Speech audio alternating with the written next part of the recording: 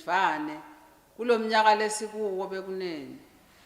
Lokusho ukuthi mhla ka-10 January 2023 bekunene ke Maswati onke ayatwe ukuthi umgidvo lo njena sowuvele ubitelwe Maswati onke akhuthathwa ukuthi betekutawugidwa incwala esibayeni bekunene bayethe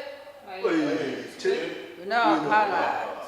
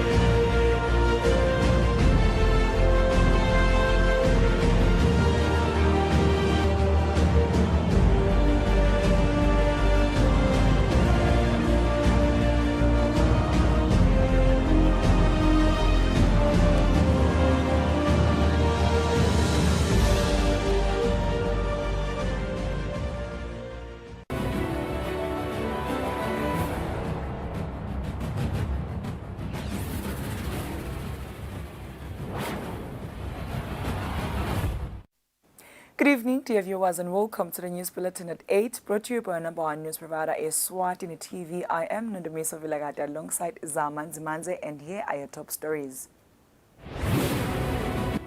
The Ministry of Health has hosted an HPV vaccine introduction workshop for stakeholders.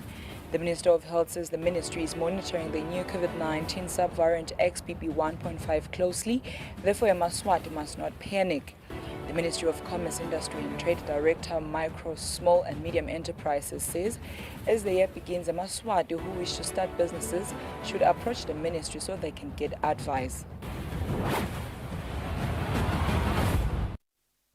Dear viewers, before we begin, let us start by hearing from the Minister of Home Affairs, Princess Lindiwe, regarding the Ingwala Day.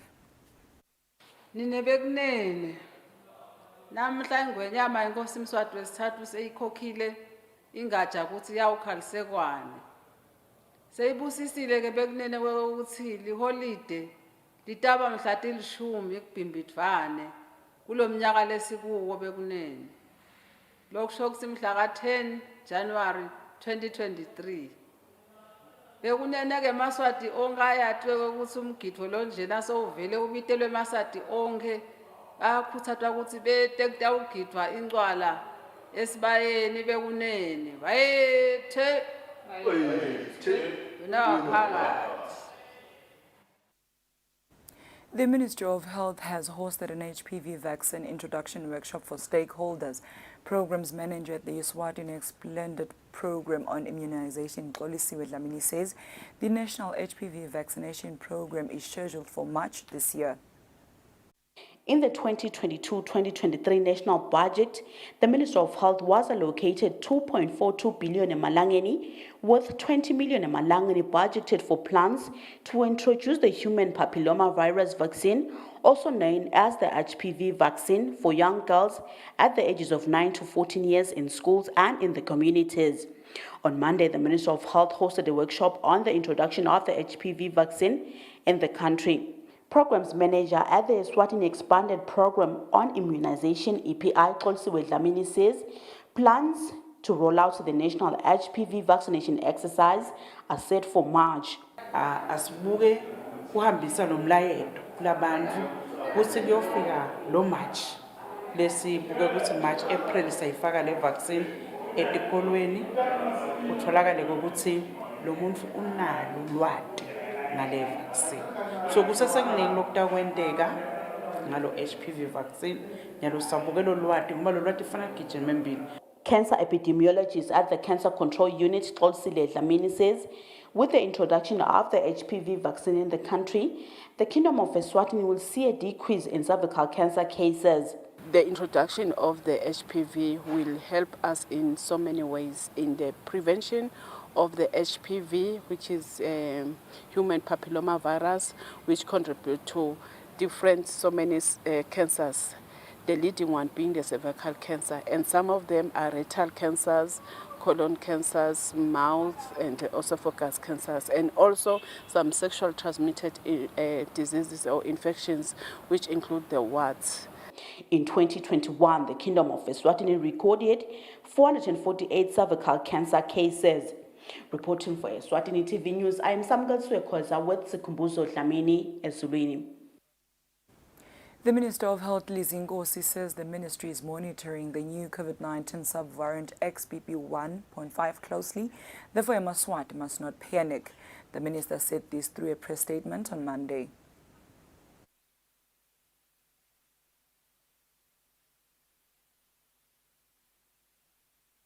The Minister of Health, Lizingosi, has allayed anxiety within the public concerning the COVID-19 Omicron subvariant XBB.1.5, which has recently been reported in South Africa. The minister said this through a media statement sent on Monday. She says there is no evidence that this variant is circulating in the Kingdom of Eswatini. However, the minister said this is a possibility as a result of the country's proximity to South Africa, and this is being monitored through genomic sequencing of local samples. The minister says the World Health Organization, US CDC, and the National Institute for Communicable Diseases, NICD, in South Africa are analyzing the risk and conducting genomic sequencing to understand better the behavior of this subvariant. She says the Minister of Health will be receiving updates on the XBB.1.5 subvariant and inform the nation as necessary.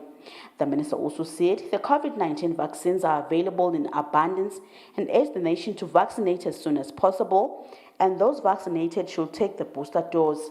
Reporting for Eswatini TV News, I'm Samgal Swekhoza with Sikumbuzo Dlamini, Babane. The Ministry of Commerce, Industry and Trade Director, Micro, Small and Medium Enterprises, Mluleki Dlamini, says as the year begins, the Maswati who wish to start businesses should approach the ministry so that they can get advice on viable business opportunities for micro, small and medium enterprises. Most people make New Year's resolutions. Some of these resolutions include starting up micro, small and medium enterprises. The Minister of Commerce, Industry and Trade, Micro, Small and Medium Enterprises Director, Mluleki Dlamini, speaks about viable business opportunities. Areas that are already being explored are basically the wholesale and retail sector, and also agriculture in terms of food processing, and also the construction industry, tourism as well. So basically those are the sectors that the focus is on in terms of when we look at our FinScope survey that was done in 2018. So we are also in the process of reviewing our micro, small and medium enterprises national policy, the one that was for 2018. So now it is 2023, so it is due for a review. So we will request that businesses assist us in terms of coming up with inputs and also their contribution into the review of this policy. We also have other initiatives such as the MSME business survey that will look at the impact of COVID and also the Ukraine crisis.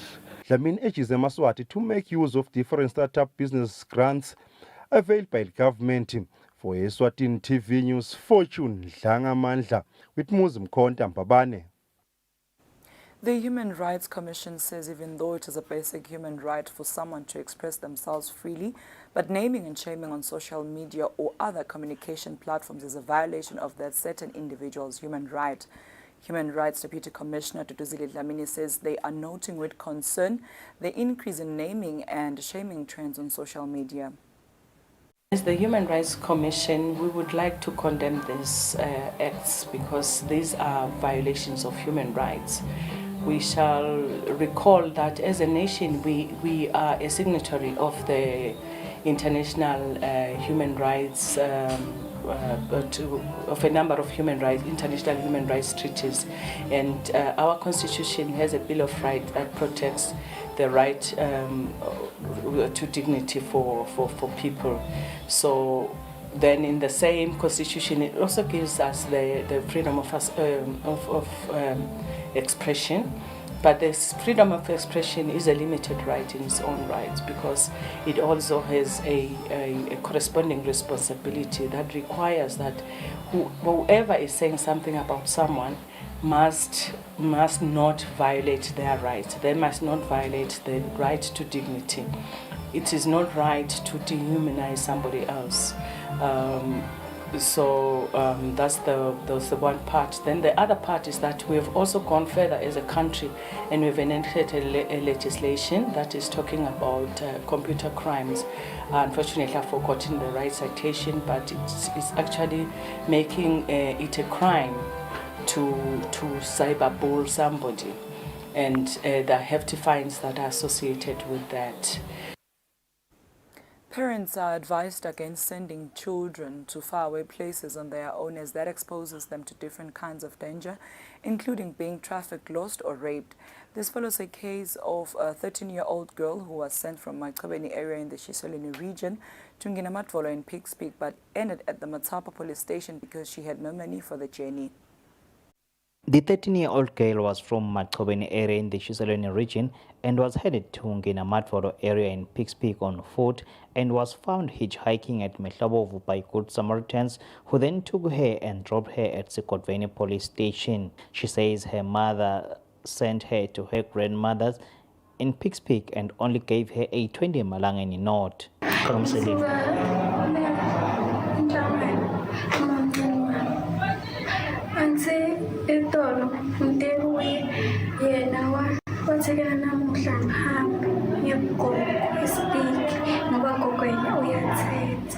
She says she had no plan whatsoever but had hoped to reach Nginamatvolo despite the challenges. Inspector Sibusiso Dlamini, a police officer at Matsapa police station, asked parents to refrain from sending children to faraway places on their own as that exposes them to being trafficked, lost or even raped if they are females.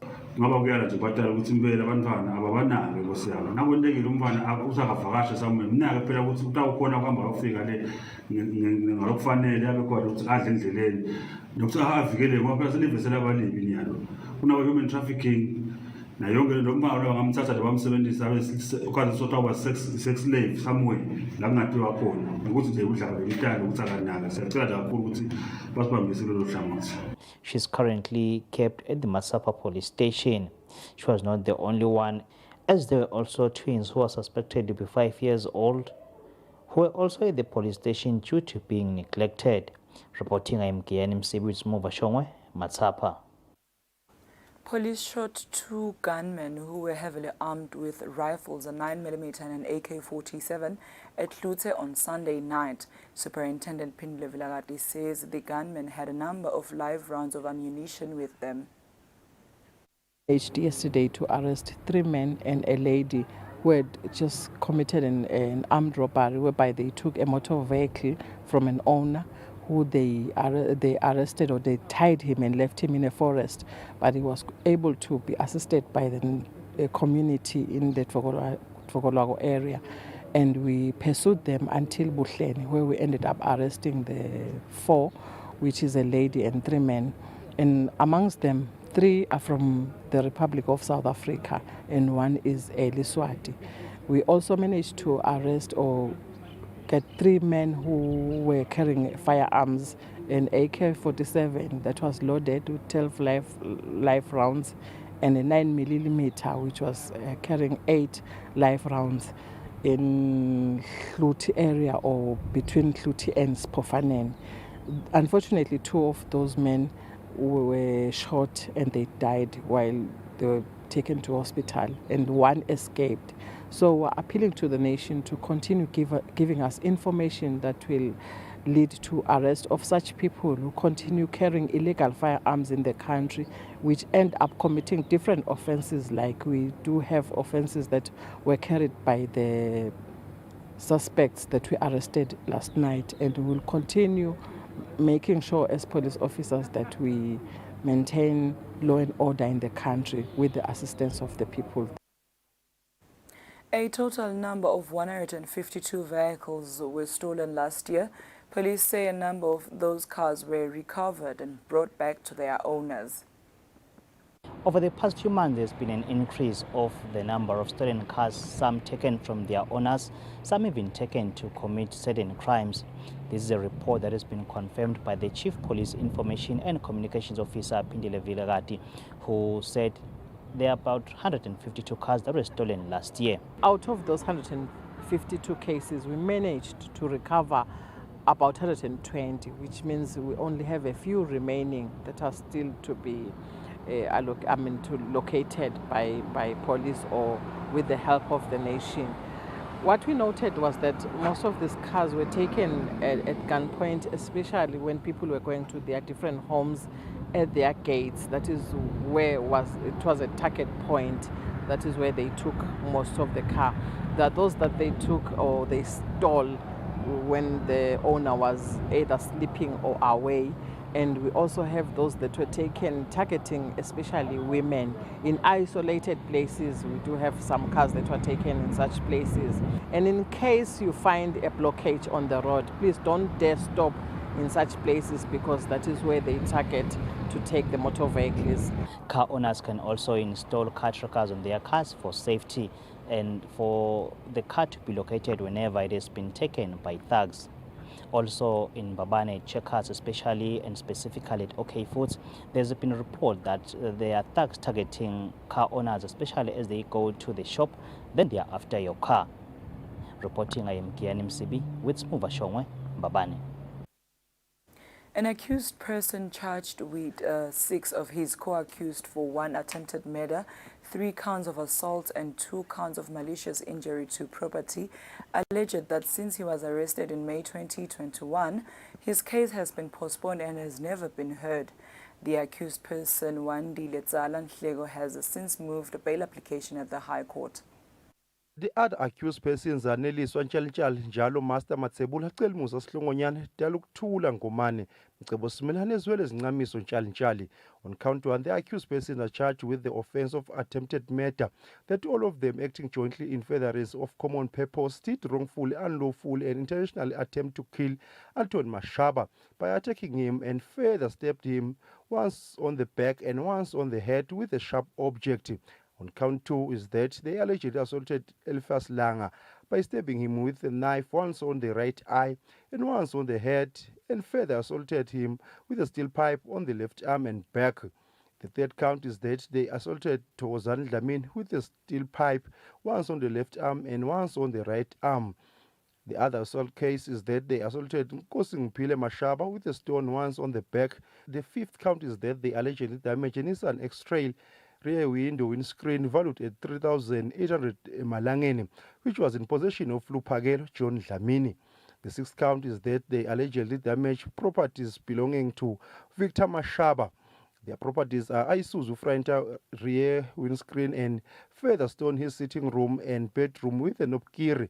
All the properties valued at 10,600 Malangeni. All these offences, the accused persons are said to have committed them on May 22, 2021 at Murray Camp.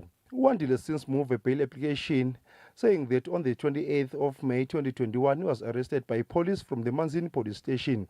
Wandile informed the court that he appeared at the Manzini Magistrate Court and remanded in custody pending setting of trial date. Wandile says his case has been postponed numerous times and has never been heard. High Court Judge Zonke Makakula granted him bail fixed at 15,000 Malangeni and ordered him to pay a fine of 2,000 Malangeni, the rest being surety. The accused person is represented by Ndutuzo Mabuza of Mabuza and Johnson Anthony's. For Eswatini TV News, Fortune Dlanga Mandla, High Court. Dear viewers, now take a look at our financial updates. Can be.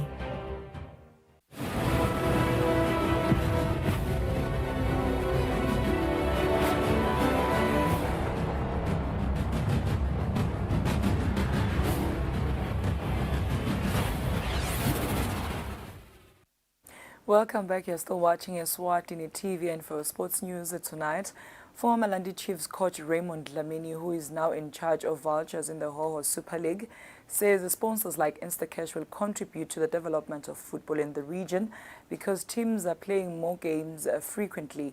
Dlamini was speaking during the Hoho FA Cup tournament. Public teams and promotion clubs dominated football competitions in 2022 due to sponsors like Instacash, who ensured that most teams from regional football had competitions. Former Malandi Chiefs coach Raymond Dlamini, who now coaches Vultures under the Ho Super League Instacash FA Cup, believes sponsors like Instacash will contribute to the development of regional football. Help a lot in terms of developing the football in the country. What is important for the athlete is that they should have more action. So the provision of such games, maximizing the number of games that the players play. For them to mature, they need to play quite a number of games so that they reach the expected level. We see quite good players in these tournaments, starting from the first game.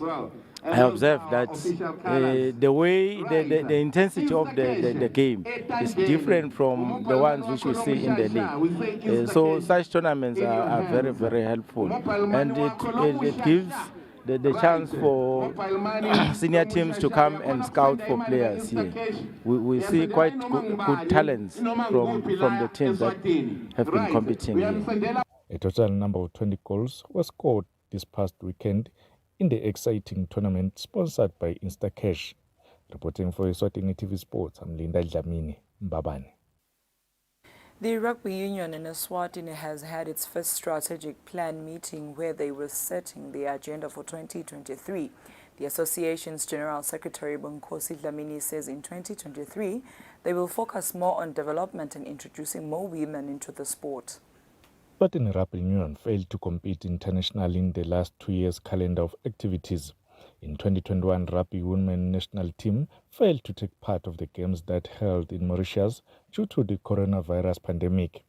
This past weekend, in a way of kickstarting the new year on a high note, the union's executive committee held a strategic meeting to look at different projections of the new year. And we are working with the technical teams today to come up with a plan that ensures that where girls, women, men and boys are playing rugby at their full capacity for the year 2023. We are here to also find a way on which to solve some of the issues that we have had in the previous year, ensuring that we increase participation, we increase the number of women, we increase our international participation on our athletes, and to also adhere to international and local standards as guided by Eswatini National Recreational Council. We also want to ensure that we grow as a sport to become the best that we can be through youth development, and also working hard to ensure that the sport of rugby remains active throughout the year. In another interesting project, the union is looking to be back into school programs where they will be recruiting young talented rugby players, both males and females. Reporting for Eswatini TV Sports, I'm Linda Dlamini. Babane. That is all we had for tonight, but before we wrap up, we'll take a quick recap of today's headlines. The Ministry of Health has hosted an HPV vaccine introduction workshop for stakeholders. The Minister of Health says the ministry is monitoring the new COVID-19 subvariant XBB 1.5 closely, therefore a Maswati must not panic. The Ministry of Commerce, Industry and Trade Director Micro, Small and Medium Enterprises says as the year begins, a Maswati who wish to start businesses should approach the ministry so they can get advice. That brings us to the end of our news bulletin tonight. Up next is the weather forecast for selected towns. Good night, Eswatini.